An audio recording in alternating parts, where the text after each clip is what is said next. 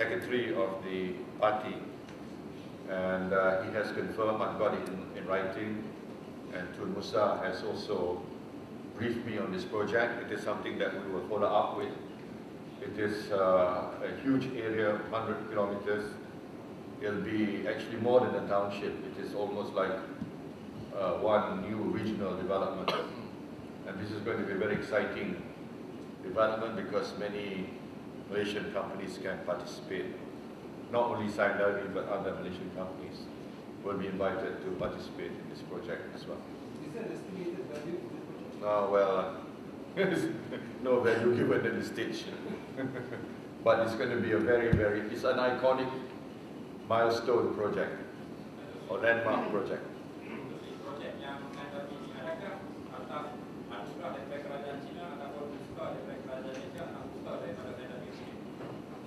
Ini susah nak kata, tapi di negeri China ni hakikatnya kalau tidak ada isyarat daripada kerajaan pusat, kepimpinan pusat, tak ada apa yang boleh dilakukan. Tapi detail perbincangannya telah dibuat di peringkat Sime Darby dan kerajaan tempatan. Tapi kerajaan tempatan itu dikuasai oleh pimpinan di sini. Jadi kalau pimpinan di sini dengan kita, kerajaan Malaysia, tak ada hubungan yang baik, perkara seperti ini tidak boleh berlaku.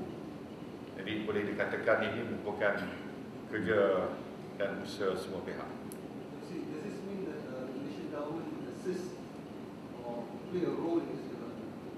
What role will the government play? We will play an indirect role because this will be done by our GLCs and private companies from Malaysia.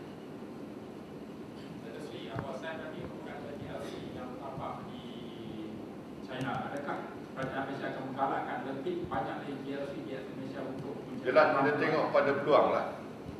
Tengok pada peluang yang lain yang boleh diusahakan. Tidak mesti kita kata GLC saja, tapi syarikat-syarikat swasta kita nak galakkan. Dari penyertaan Bumi Putra, Malaysia berapa juga menyertakan kesepahaman. Yalah, semua pihak ada juga yang telah menandatangani MOU di kalangan syarikat Bumi Putra juga.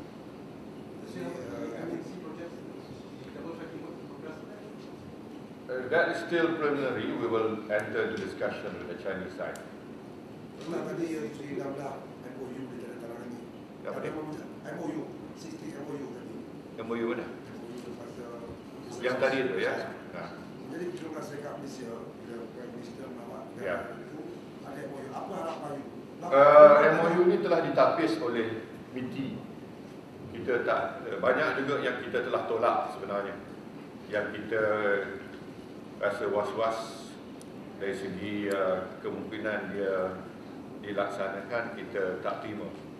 Walaupun telah didesak oleh pihak swasta yang berkenaan.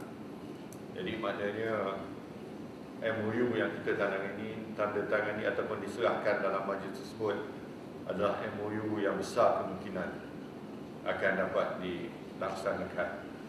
Maknanya bukan garanti 100%, tapi kemungkinan besar akan menjadi kenyataan. Lagi industri makanan halal di China potensi sangat besar. Ya, ini potensi besar. Macam mana langkah-langkah terhadap langkah? Ya, kita harap syarikat-syarikat yang ada kepakaran dalam bidang halal makanan produk boleh memberi manfaat, boleh memanfaatkan perkara ini.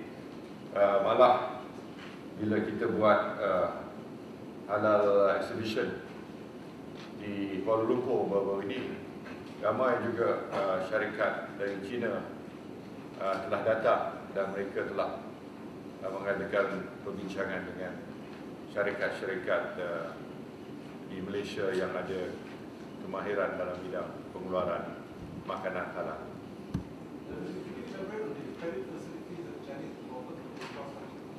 No, this is still preliminary. As you know, they have offered the soft term loan with respect to the second Penang Bridge, and that we have accepted.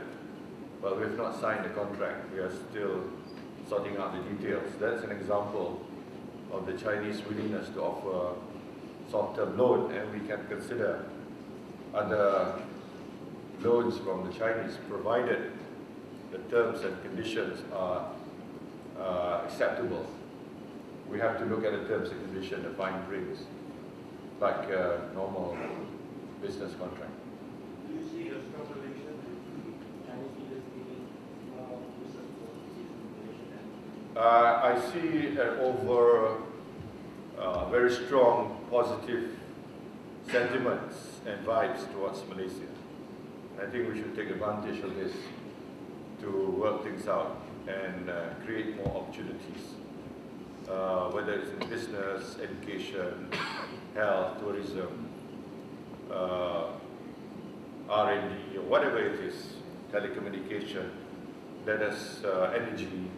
There's so many sectors actually that we can take advantage of, bearing in mind the competency and strength of the Chinese companies. Bila persahabatan yang terjalin dengan China, ada mesej yang Datuk Seri Cadang sebutkan dalam konteks Malaysia yang kita tahu. Ialah mesej ni ialah kita lihat pada ucapan yang telah dibuat oleh Zhou Enlai pada tahun 1974 bahawa dia menganggap rakyat Malaysia keturunan Cina ini sebagai rakyat Malaysia yang berpaksi kepada kerakyatan mereka di Malaysia. Seperti kata Cina tidak meragui ketaatan kesetiaan warga negara Malaysia keturunan Cina.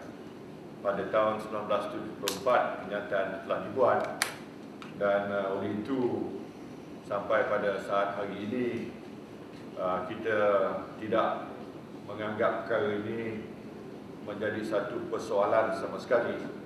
Malah saya bagi contoh dalam permainan badminton, kalau ada pasukan Malaysia dalam pasukan Cina, rakyat Malaysia keturunan Cina sokong pasukan Malaysia.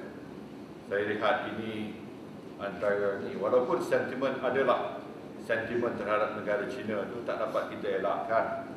Itu perkara biasa, tetapi kita tidak meragui komitmen dan kesetiaan rakyat Malaysia keturunan Cina terhadap negaranya sendiri. Datuk Seri, hari ini lawatan kali ini Datuk Seri turut mengingatkan Datuk Seri kepada Datuk Seri Penaham, mungkin Datuk Seri dari Sebab